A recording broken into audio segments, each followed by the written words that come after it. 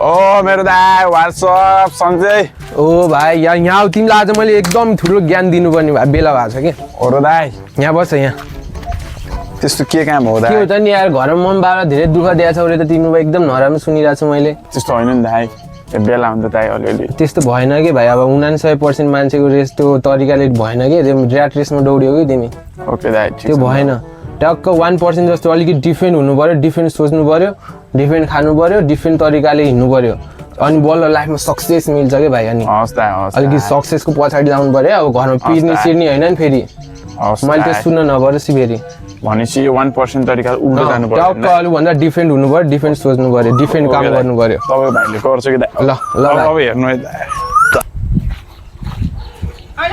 अनि के हो यो भाइ त बौला छ कि यो पनि त्यही 99 पर्दो रहेछ। अब म त करोडपति हो नि दाइको रुटमा फलो हिँडेपछि त यो मुला कहिले उभो नलाग्ने भयो, 99 पर्ने भयो।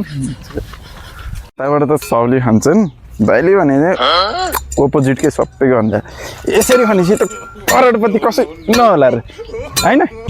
दाइको रुटमा त फलो गर्नु पऱ्यो नि, करोडपति हुनै पर्यो। कस्तो घाम छ थकेला, एकछिन त सिटमा नबस्नु पऱ्यो नि होइन?